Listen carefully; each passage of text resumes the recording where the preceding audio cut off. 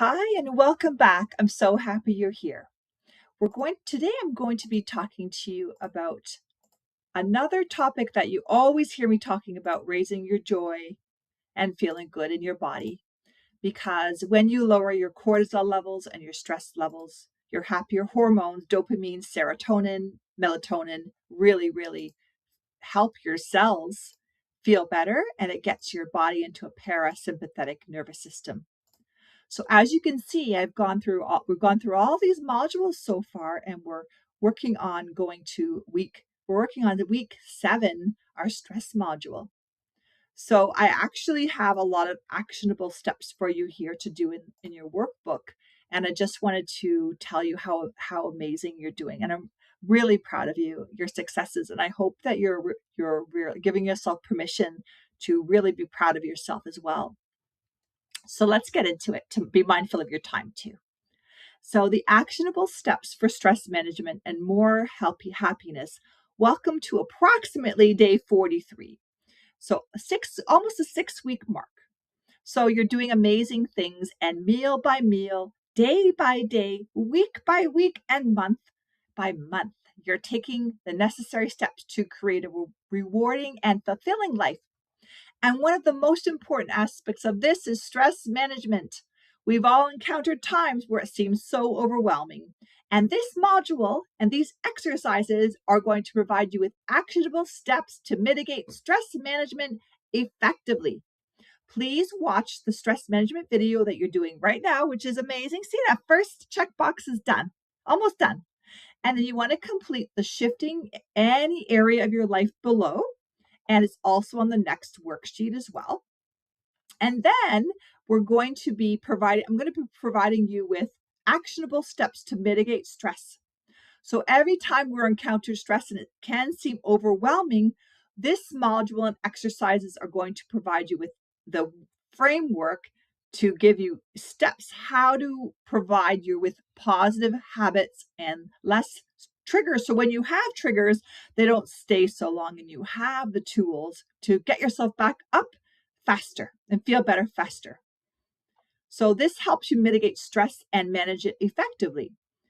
Complete any shifting any area of your life exercise below.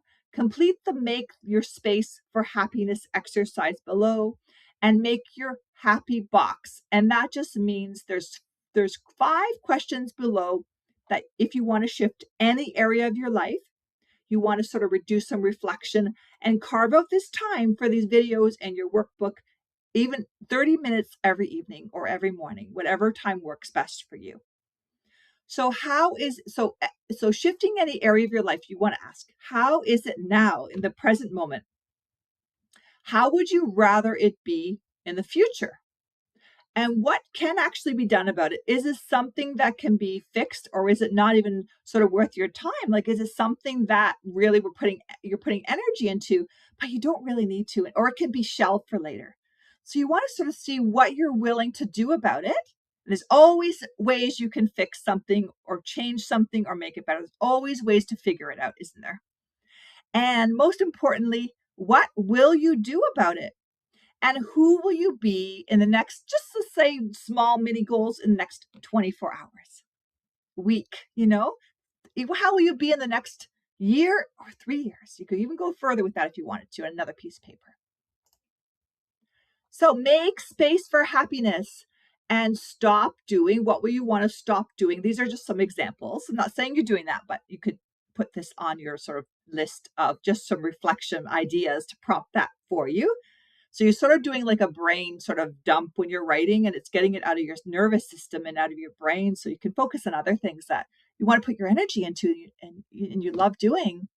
So you stop doing break bad habits or habits that just don't serve you anymore. Maybe stories and beliefs that don't serve you anymore, that you keep telling yourself that maybe it's sabotaging you in some way. Ways of being that don't serve you. You want to schedule self-care and rest. What to say no to. You want to stop rehashing the old and replaying it in our minds. And I know as a woman, I would never do that and talk it over and over again, what's on my mind with my husband, ever. so I know I'm even guilty of it. We tend to do that.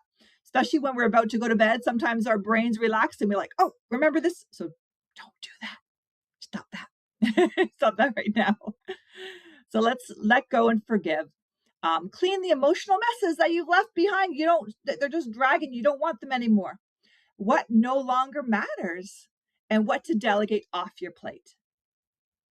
When to hire out for anything that you need to get help with or more assistance with, to give you another habit stacking actionable step in the side in accordance with what I'm doing with you as well.